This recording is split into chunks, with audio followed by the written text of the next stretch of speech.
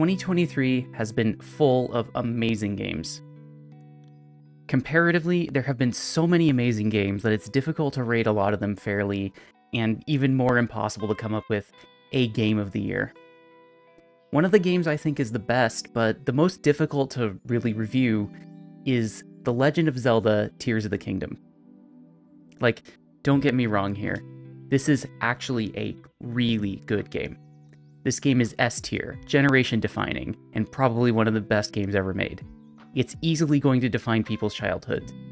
The main problem with trying to rate this game is that it's so easy to compare it to the Breath of the Wild.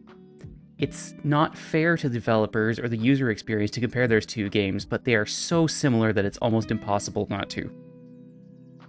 The Legend of Zelda: Breath of the Wild was the fire that the industry needed in order to make open-world games fun. You can see such a stark difference in the types of open-world games that have been developed and released before and after Breath of the Wild came out. The development team behind Breath of the Wild redefined open-world games so much that it's difficult to express how limited they used to be. Even though they were called open-world games, they were really just a railroaded set of instructions on how to free different parts of the place from some nebulous oppressor. Breath of the Wild changed this. It was a truly open world game. It wasn't open world as in you had freedom of movement between limited objectives.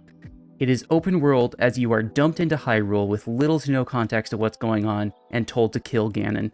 If you wanted to figure out what was going on in the world of Hyrule, you needed to do it yourself. You can immediately charge through the tutorial and then run to the castle to kill Ganon in 30 minutes, or take your time incrementally over hundreds of hours. It takes a lot of restraint in order to give the player that much freedom.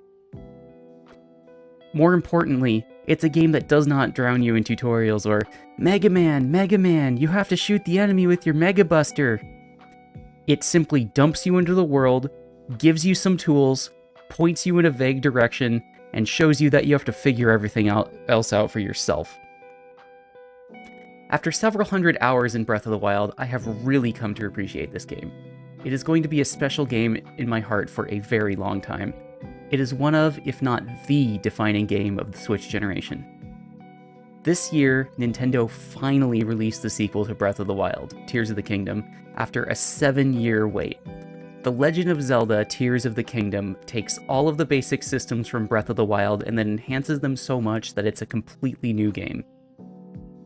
In the process of developing this game, Nintendo fixed core aspects of interactive world physics like gear interaction in ways that most developers thought were literally impossible. Most of the stuff that Nintendo casually does in this game in real time is either impossible or an unsolved problem with other facets of the gaming industry.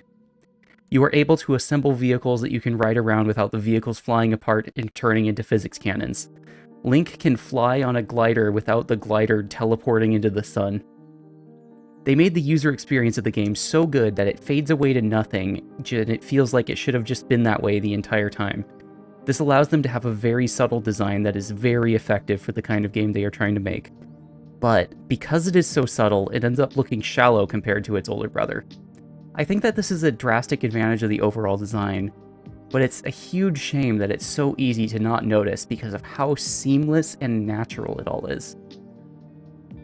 In a difficulty sense, Breath of the Wild is a bit harder in some places, and Tears of the Kingdom rests between Breath of the Wild's normal mode and the Master Mode from the DLC. But, like the first game, when you get thrown into the world of Hyrule for the first time, you feel powerless. Enemies are stronger than you. It is a run, away, and hide simulator. Relatively minor threats kill you instantly if you're not careful. Your early weapons are disposable, and your game reminds you of that constantly by taking them away from you almost as soon as you get them. It is simultaneously all the best parts of open-world games and Dark Souls put into one. In order to survive, you must be clever. You must take the systems that you have been given and use them to your advantage in order to thrive. And then, to make up for it, they give you tools that allow you to break the game in amazing ways while still somehow retaining balance. One of the main examples of this is the Fuse ability. Fuse lets you connect objects to your weapons, arrows, and shields. This is a very subtle tool that allows you to get away with a lot of crazy things. One of the main weaknesses of Breath of the Wild was the lack of variety in weapons. Sure, there was a bunch of archetypes in weapons and some minor ways that they could be modified via manipulating the RNG, but realistically there were only 40 weapons in the entire game. Some of these weapons were useful, others were situationally useful, and some were obviously just joke weapons to play with the physics engine. But overall, everyone had the same build by the end of the game. Tears of the Kingdom expands Link's arsenal through a method that can only be described as combinatorial explosion. If you have a wooden stick and a Korok frond, you can combine them to create a weapon that allows you to blow away enemies, much like the Korok leaf from the first game, except you can make this one single-handed. Every weapon in Breath of the Wild is either tool-handed or single-handed. The best example of this is the Korok leaf from Breath of the Wild. This weapon is a random drop from trees when you cut them down. It is a very weak weapon, but a situational tool that lets you blow away enemies off of cliffs and kill them instantly. But if you hit enemies with it, it makes it go weak very fast and only does 1 damage. One of the main annoyances about pulling this thing out is that it's a two-handed weapon, so you can't have a shield active. This means that this weapon is simultaneously situationally overpowered and very balanced, because it's only a situational pick. It's not a universal squeaky hammer.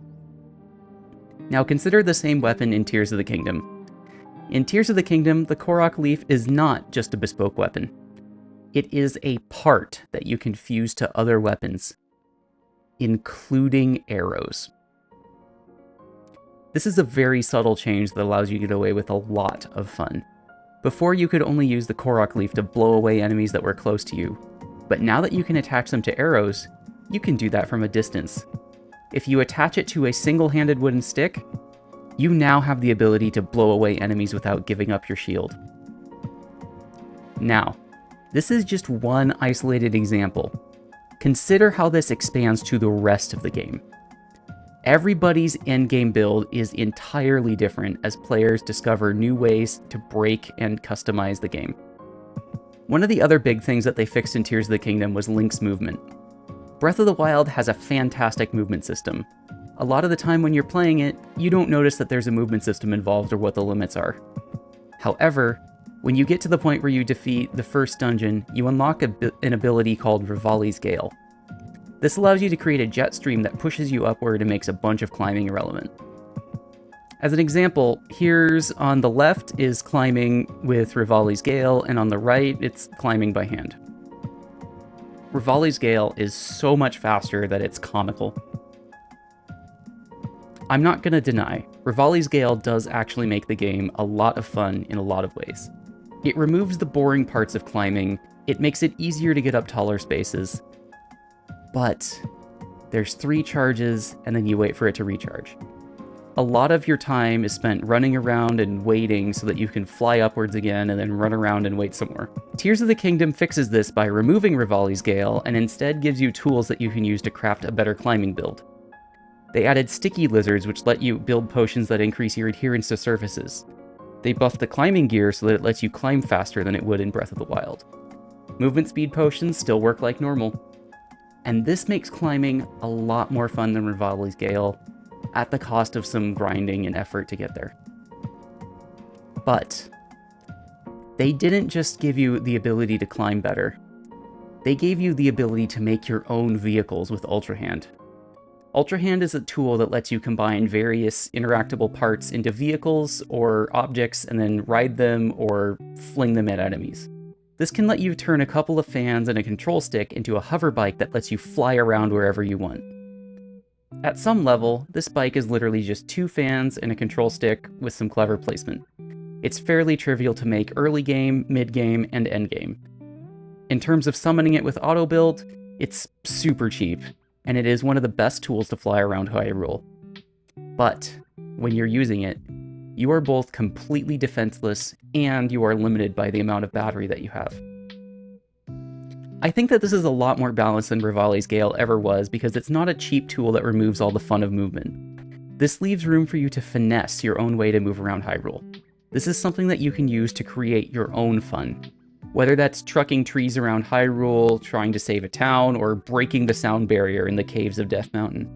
You know, now that I'm going through the motions and saying all of this, I wonder if a lot of the reasons why I don't want to call Tears of the Kingdom one of my favorite games of all time is because I have so much nostalgia for Breath of the Wild.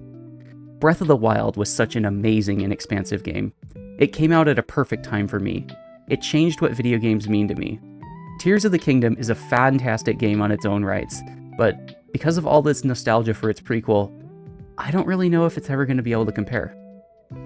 These two games complement each other perfectly. One is a sonnet of possibilities. The other is a swan song of progress.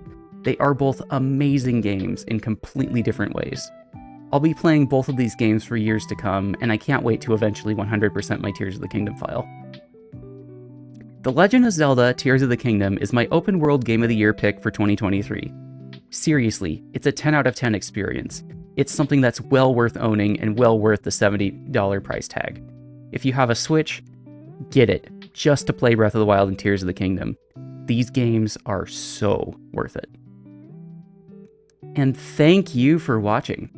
I've been meaning to get into making more videos reviews like this, and I've only recently had the free time and energy to put into this.